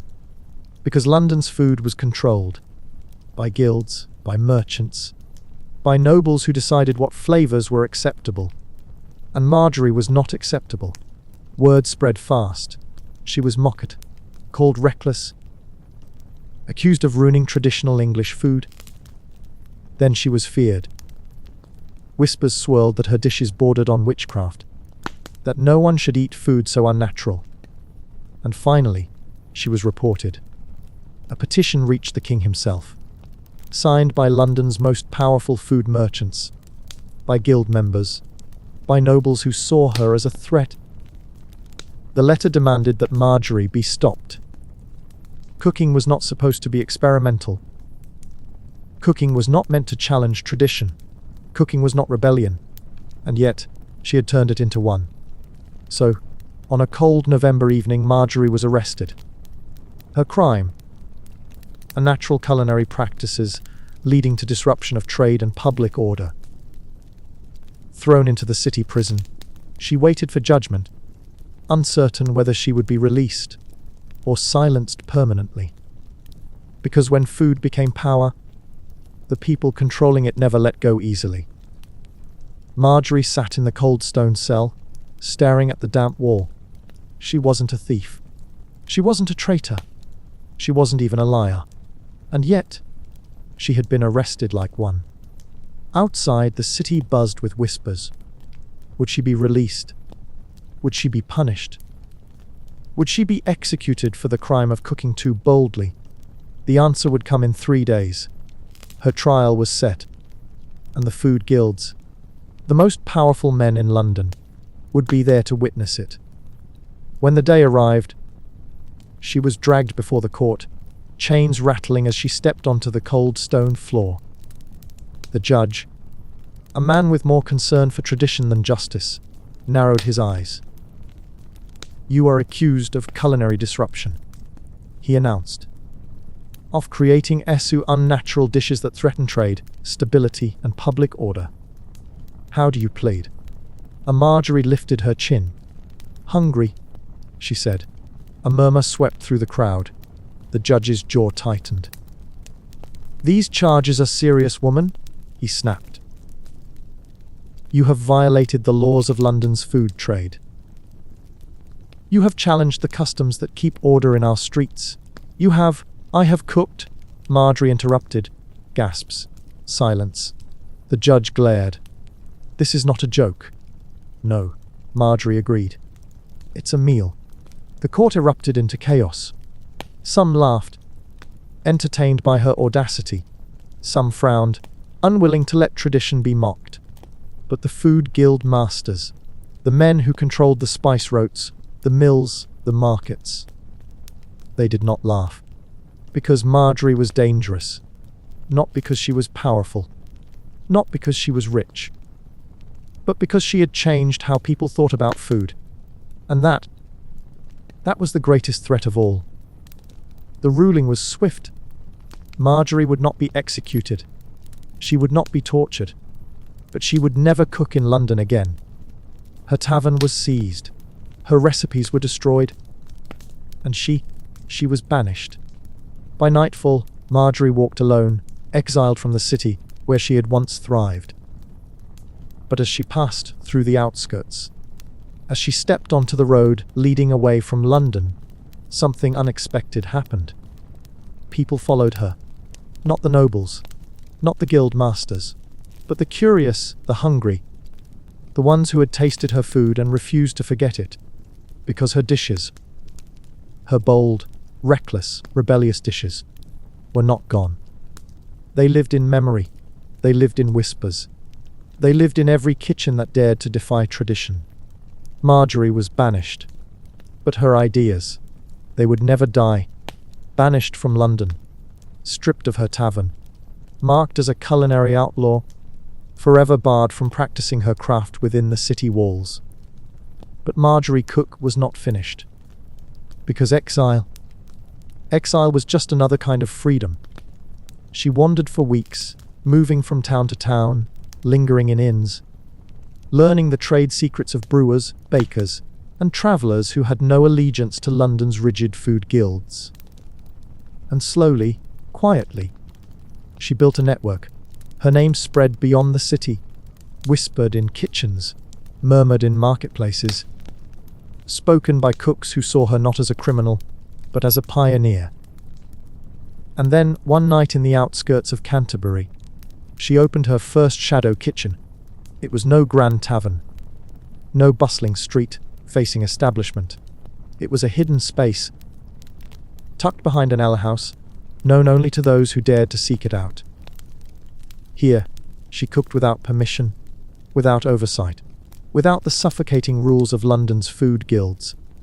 And here, she thrived. Travellers spoke of dishes that defied expectation. Meats braised in honeyed wine, stews rich with exotic spices. Flavours that should not exist in English kitchens, and yet they did. Nobles from outside London came in secret, drawn by the rumours. Commoners too, traders, fishermen, merchants eager to taste what had once been forbidden. Marjorie was not just cooking anymore. She was leading a revolution. Because the power of food, it was never truly in the hands of the guilds, the merchants, or even the king. It was with the people.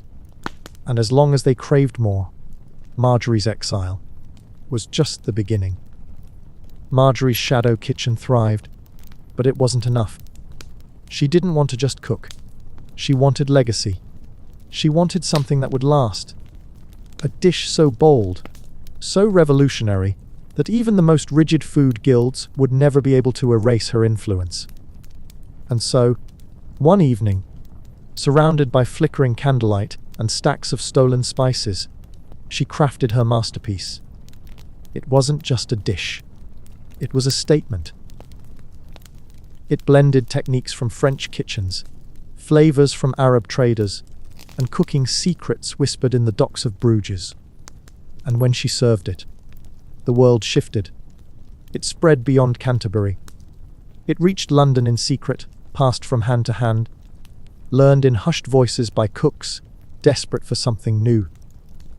It travelled through England, carried by merchants, spoken of by nobles who once mocked her exile, but now craved the taste of her creation. Her dish became a legend. And in the quiet corners of a changing world, long after guilds had tried to silence her, people whispered her name. Marjorie Cook, the woman who cooked too much, but never enough to be forgotten.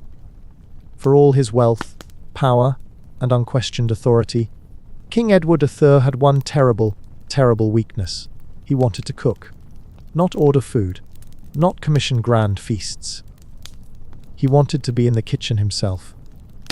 It started as a passing hobby, an occasional moment when he would wander into the royal kitchens and poke at a pot of stew like a cat investigating a puddle.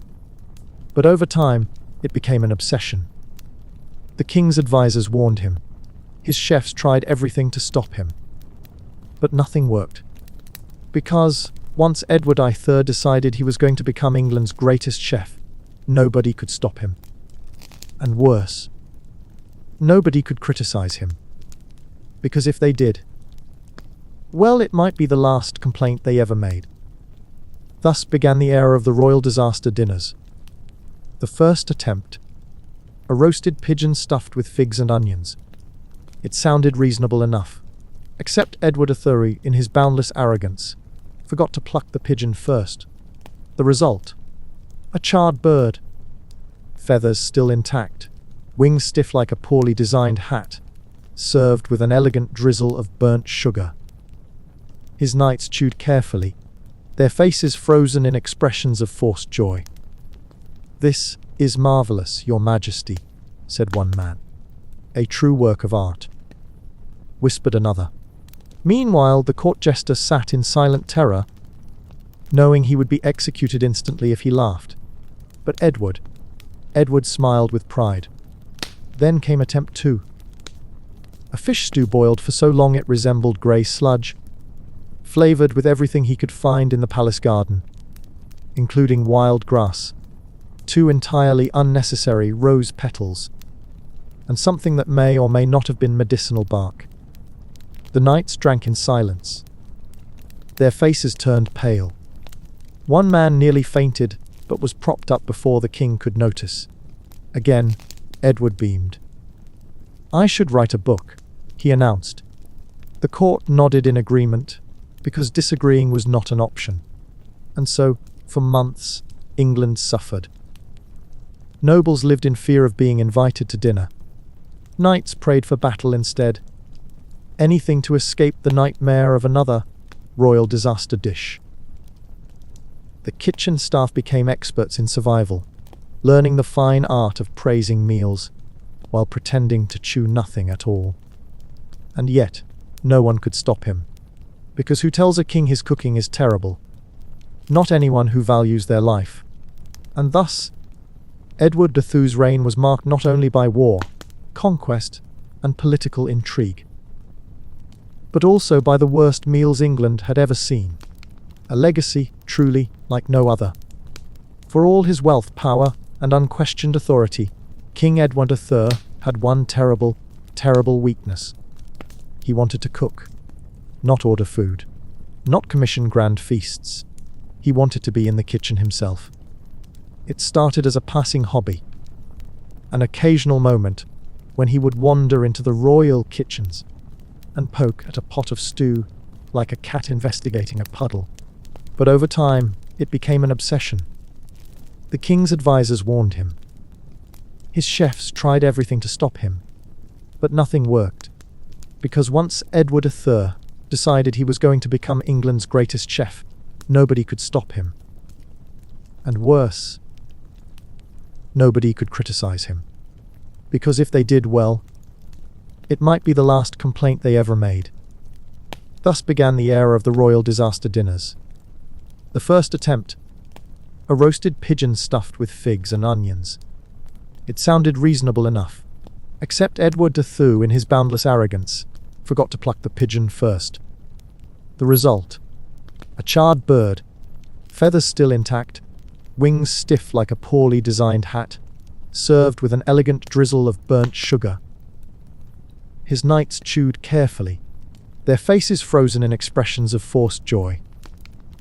"This is marvelous, Your Majesty," said one man. "A true work of art," whispered another. Meanwhile, the court jester sat in silent terror, knowing he would be executed instantly if he laughed. But Edward smiled with pride. Then came attempt 2. A fish stew boiled for so long it resembled grey sludge, flavoured with everything he could find in the palace garden, including wild grass, 2 entirely unnecessary rose petals, and something that may or may not have been medicinal bark. The knights drank in silence. Their faces turned pale. One man nearly fainted, but was propped up before the king could notice. Again, Edward beamed. "I should write a book," he announced. The court nodded in agreement, because disagreeing was not an option. And so, for months, England suffered. Nobles lived in fear of being invited to dinner. Knights prayed for battle instead, anything to escape the nightmare of another royal disaster dish. The kitchen staff became experts in survival, learning the fine art of praising meals while pretending to chew nothing at all. And yet, no one could stop him. Because who tells a king his cooking is terrible? Not anyone who values their life. And thus, Edward de Thou's reign was marked not only by war, conquest, and political intrigue, but also by the worst meals England had ever seen. A legacy truly like no other. Edward de Thou had survived mockery, avoidance, and silent suffering from his own court. His knights endured, his nobles tolerated, his chefs cried in secret. But Edward felt victorious. So much so that he believed England's neighbours should witness his culinary genius firsthand. And thus, the grand invitation was sent. Rulers from France, Scotland, and the Holy Roman Empire received handwritten summons, inviting them to the most luxurious feast England had ever seen, personally prepared by the king himself. Diplomats tried to prevent disaster. Advisors begged the king to reconsider. But it was too late. On the evening of the feast, the neighbouring rulers arrived, dressed in their finest robes, their entourages watching with mild amusement. None of them believing England's king could possibly be as terrible a cook as the rumours claimed. They were wrong. The first course, a seafood pie, except Edward, in a flash of creativity, forgot to remove the shells first. So when the foreign kings took their first bite, they were met with the sound of crunching and shattered molars. Polite smiles turned to stiff grimaces. Still, they pressed forward, determined not to insult England's ruler. Then came the main course, a dish Edward had named the Majesty's Roast, a glorious vision of boar, pheasant, and duck boiled together in one pot until it resembled nothing but sorrow. The kings chewed. The room fell into stunned silence, and then France's king coughed, sputtered, and slammed his goblet on the table. "What is this?" he hissed. Edward grinned. "My greatest creation." Scotland's king rose abruptly, his chair scraping against the floor. "Why cannot allow this to continue?" The Holy Roman Emperor narrowed his eyes. "If this man remains in power, Europe is doomed." And just like that, war was declared. Not over land, not over riches, but over Edward de Thou's ability to ruin food so catastrophically that it endangered diplomacy itself. Thus began the great culinary war of 1361, a conflict fought not with swords, but with the desperate need to remove Edward from any kitchen. Forever, and for the first time in history, England's knights willingly marched into battle, because anything was better than another meal. Edward III had survived mockery, avoidance, and silent suffering from his own court. His knights endured. His nobles tolerated. His chefs cried in secret. But Edward felt victorious, so much so that he believed England's neighbours should witness his culinary genius firsthand. And thus, the grand invitation was sent. Rulers from France, Scotland, and the Holy Roman Empire received handwritten summons, inviting them to the most luxurious feast England had ever seen. Personally prepared by the king himself, diplomats tried to prevent disaster. Advisors begged the king to reconsider. But it was too late. On the evening of the feast, the neighbouring rulers arrived, dressed in their finest robes, their entourages watching with mild amusement, none of them believing England's king could possibly be as terrible a cook as the rumours claimed. They were wrong. The first course, a seafood pie. Except Edward, in a flash of creativity, forgot to remove the shells first.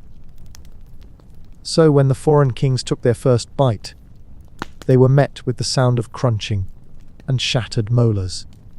Polite smiles turned to stiff grimaces.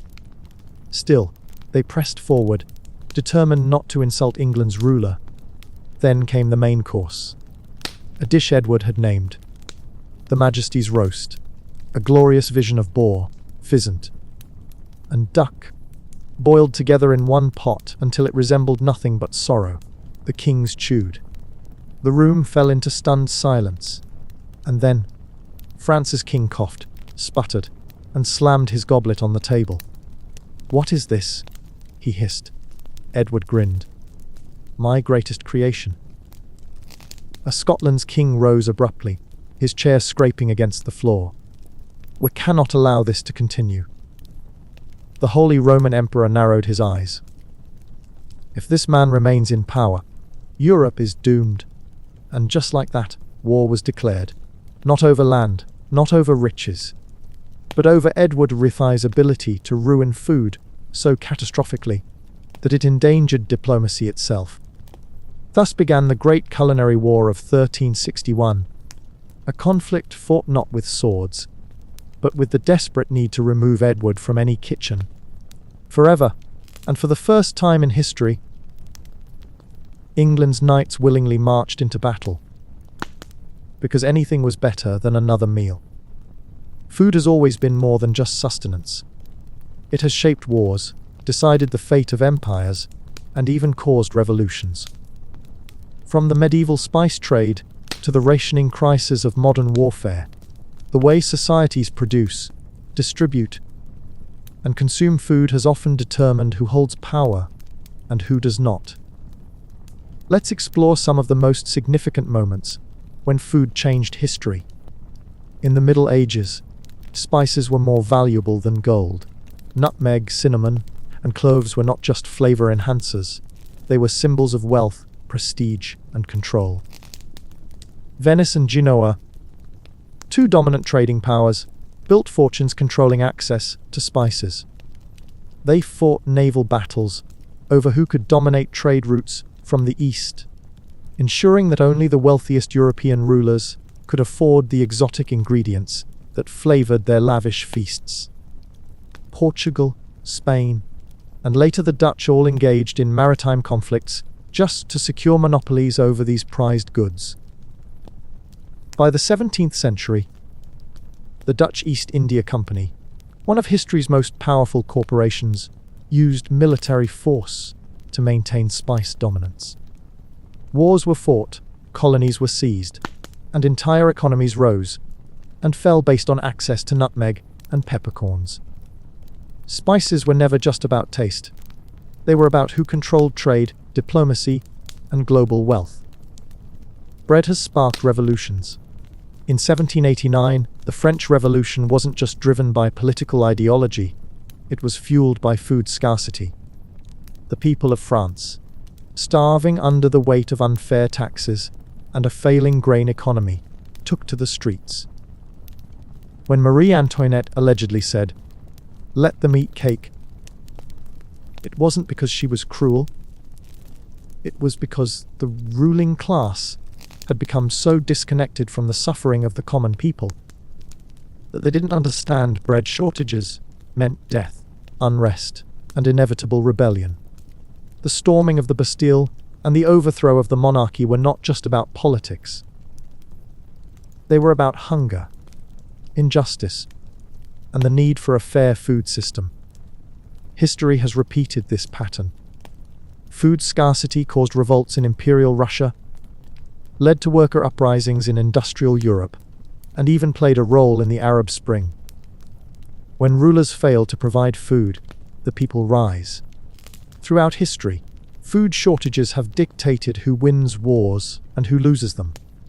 In World War II, rationing became a global phenomenon. Countries had to carefully manage resources, ensuring that soldiers had enough supplies to fight, while civilians had enough to survive. In Britain, the government introduced ration books, limiting how much meat, dairy, and sugar a family could consume per week. The US developed victory gardens, encouraging households to grow their own vegetables, to reduce dependence on national food supplies. And in Germany, blockades and food shortages weakened the war effort, proving that control over agriculture was as critical as control over weapons. Even today, food security remains a deciding factor in global stability, influencing everything from climate policies to international conflicts. Food is never just food. It's rebellion, war, survival, and dominance.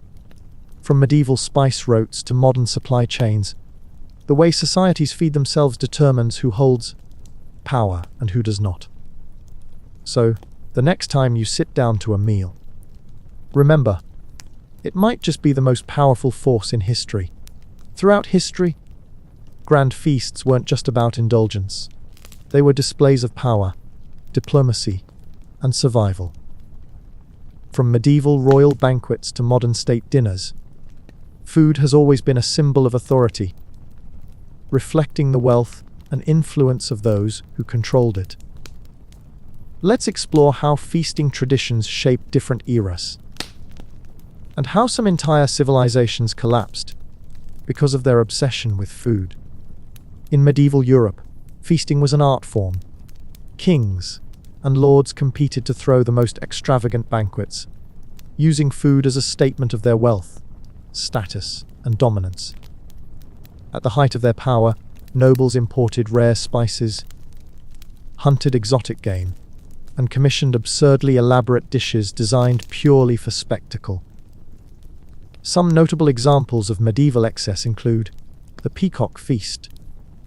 Peacocks were roasted whole, and then dressed back in their feathers, paraded through banquet halls as a sign of nobility. The four-layered pie, a dish where live birds were hidden beneath layers of meat and pastry. So when the pie was cut open, birds literally flew out. Gold-coated meat. Nobles ate food gilded with actual gold flakes, proving that their wealth extended even to their dinner plates. But all this extravagance came at a cost. By the late Middle Ages, feasting became so excessive that it led to shortages, causing resentment between the ruling class and starving peasants. Food became a source of conflict, fueling uprisings and shaping political shifts across Europe. The Ottoman Empire saw food as more than just sustenance. It was a tool of control. Among the most influential foods was coffee. Introduced from the Arab world, coffee houses became centers of political discussion, where scholars, traders, and rebels gathered to exchange ideas and challenge authority. Seeing the rise of coffee houses as a threat to imperial control, Ottoman rulers banned coffee several times, claiming that too much free thinking among citizens could destabilize the empire. Yet, no ban lasted long. Coffee was too valuable, too essential to trade, and ultimately too beloved by the people to suppress entirely. No civilization represents the dangers of excessive feasting more than ancient Rome. At its height, Rome's elite lived for excess, throwing banquets so vast they required weeks of preparation and thousands of servants to execute. Notable examples of Roman excess include gladiator banquets, served after major battles. These feasts included rare meats, expensive wines, and dishes designed to honor fallen fighters. Vomitoriums. While not technically rooms designed for vomiting, as the myth goes, the Romans did encourage indulgence beyond normal consumption, often eating, resting, and returning for more throughout the night. Honeyed flamingo, one of Rome's stranger delicacies. Flamingo roasted and coated in honey and rare spices, served as a demonstration of wealth. But this culture of constant indulgence had consequences.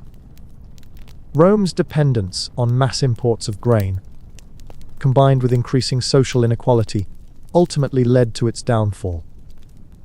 When food shortages hit and civil unrest erupted, the empire's foundation crumbled faster than its finest bread. Food is never just food. It's politics. It's revolution. It's war. It's survival.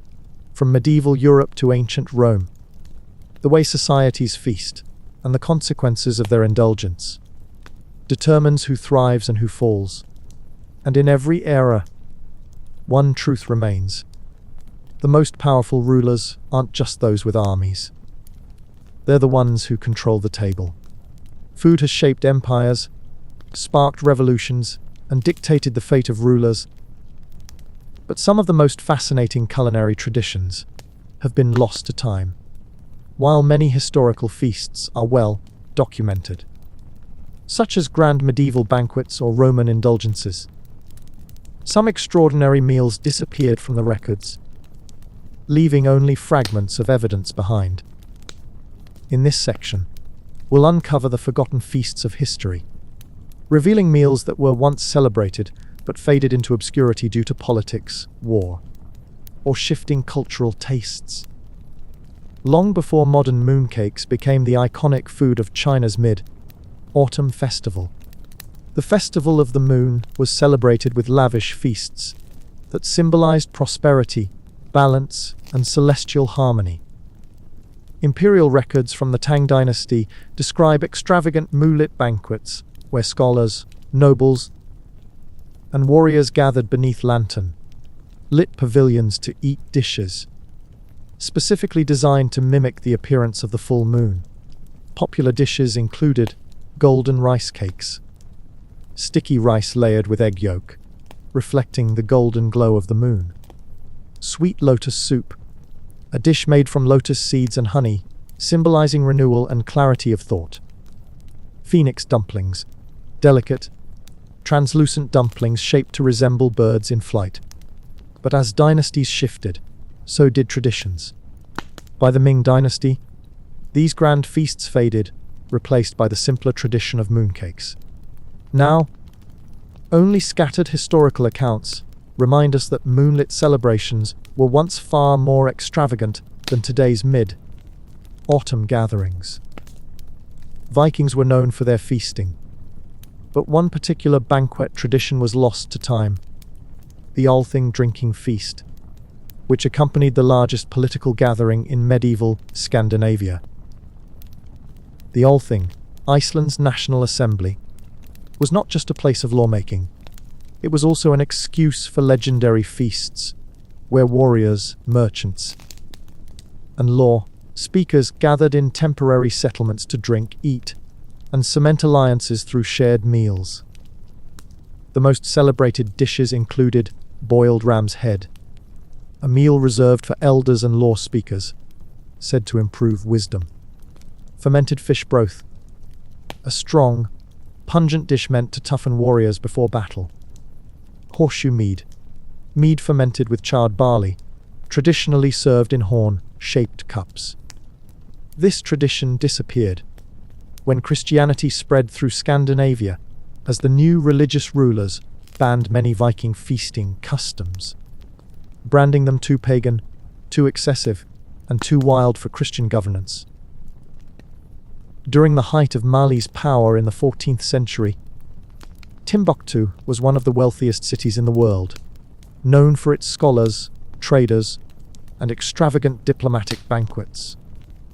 Rulers of Mali's empire, including Mansa Musa, held grand feasts to welcome scholars and merchants from across Africa, the Middle East, and Europe, reinforcing Timbuktu's status as a cultural hub. Notable forgotten dishes included date and almond stew, a slow, cooked dish believed to enhance memory and wisdom; honeyed camel meat, a delicacy served to foreign dignitaries, symbolizing strength and wealth; gold-flaked flatbread, bread made with imported wheat, sometimes sprinkled with edible gold dust. However, as trans-Saharan trade routes declined and Timbuktu lost its prominence, these feasting traditions faded, replaced by simpler meals designed for survival rather than grandeur. While medieval Europe is known for its royal feasts, few people know about the secret banquets held within the papal court, where popes and high-ranking clergy indulged in grand meals behind closed doors. Unlike royal banquets, which were public displays of wealth, papal feasts were kept hidden, as overt indulgence was considered inappropriate for religious leaders. Historic records suggest dishes included white truffle risotto, a dish reserved for popes, as truffles were considered a rare and sacred ingredient; pear and goat cheese tart, a delicacy baked in deep ceramic molds to prevent outsiders from seeing its preparation; velvet wine stew, a rich, spiced meat dish made with wine infused with cinnamon and cloves. As Protestant movements began criticizing excess within the Catholic Church, papal feasts became far more discreet, eventually vanishing entirely from documented records. Food traditions tell the story of civilizations, but not all feasts survive history's march forward. Some were lost to political shifts, others to war, and others simply faded as cultures evolved. Yet, even though these banquets disappeared, they remain hidden in old manuscripts, whispered through oral histories, and preserved in fragmented accounts, waiting for those curious enough to uncover them. History doesn't just live in books. It lives in recipes, kitchens, and the forgotten stories of feasts that once meant everything. The medieval world was shaped by food, by its scarcity, its abundance, its rituals, and its power. From the grand feasts of kings to the daily meals of peasants, every bite carried meaning. Let's explore medieval food in detail, the traditions, the struggles, and the unexpected truths behind what people really ate during this fascinating era. When we imagine medieval feasts, we picture long wooden tables overflowing with meat, goblets of wine, and extravagant displays of wealth. And for the nobility, that image wasn't far from the truth. Royal and aristocratic feasts served as political tools. The dishes weren't just about taste. They symbolized status, power, and alliances, ensuring that rulers impressed their guests while reinforcing their authority. Notable noble feasting traditions included meat as a symbol of wealth. Nobles consumed vast amounts of game meat, of venison, swan, peacock, because it showcased their ability to hunt and control land; spice-drenched dishes.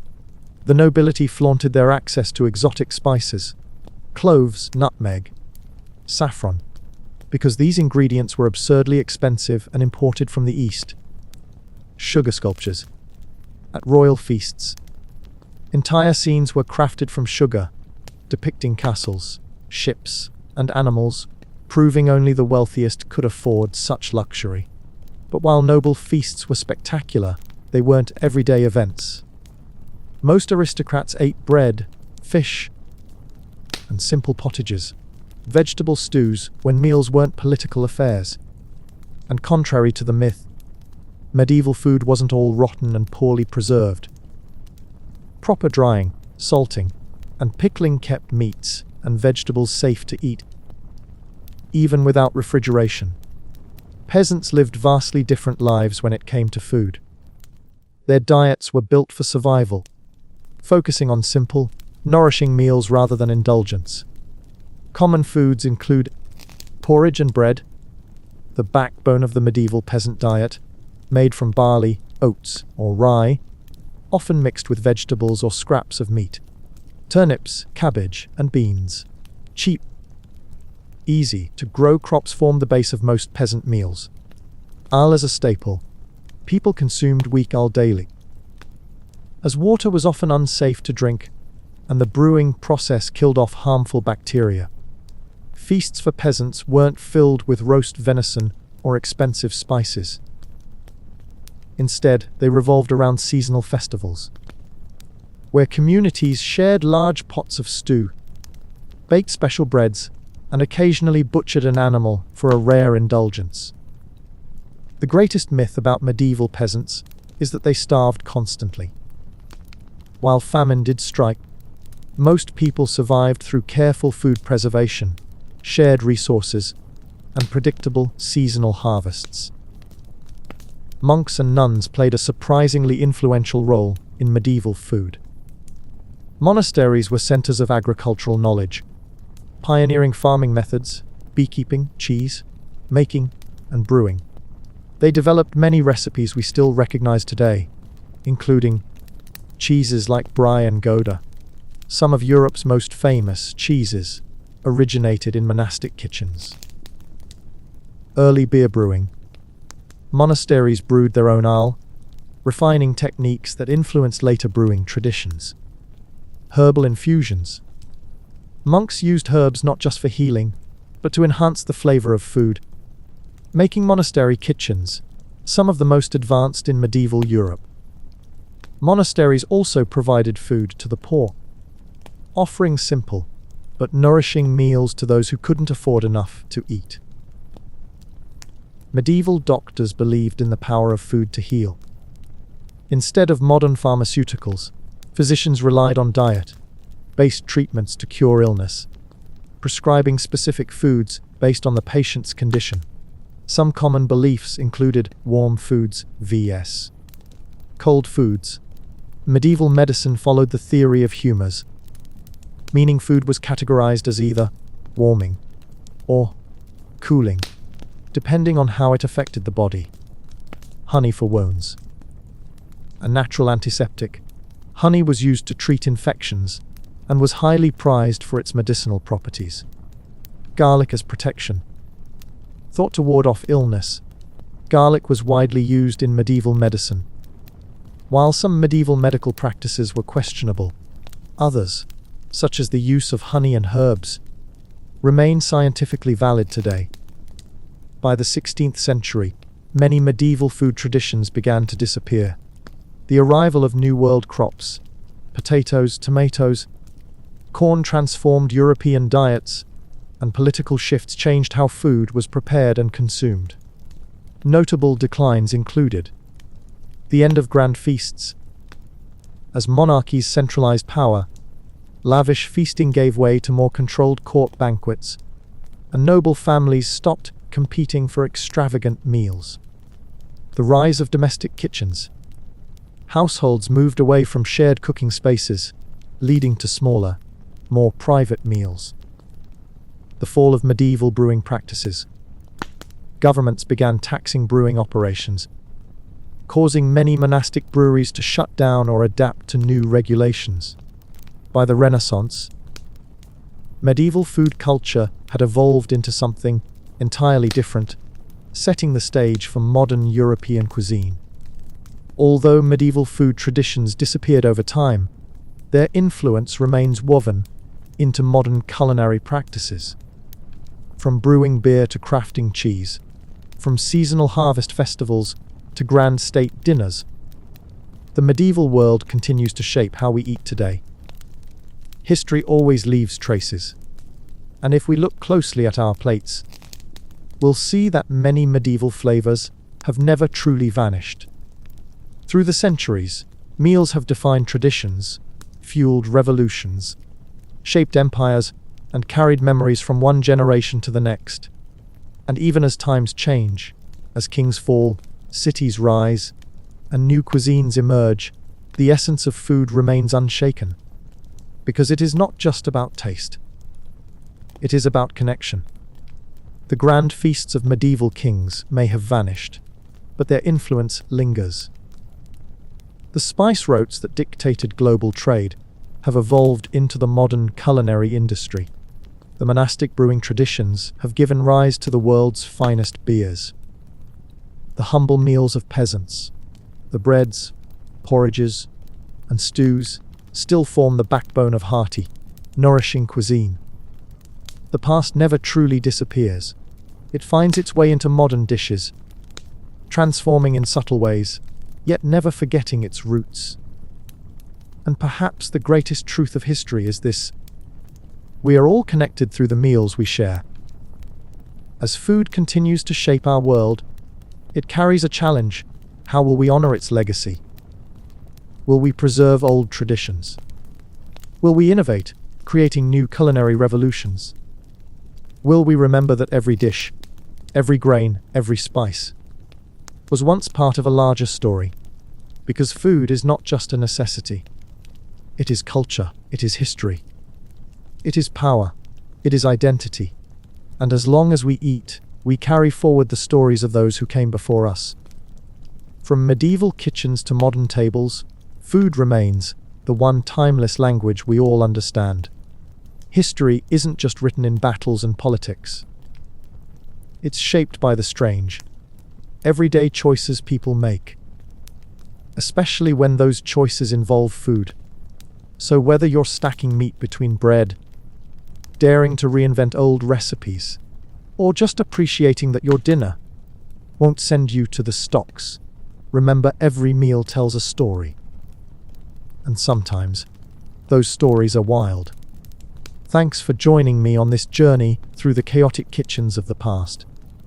Until next time, keep cooking, keep imagining, and always double check your ingredients.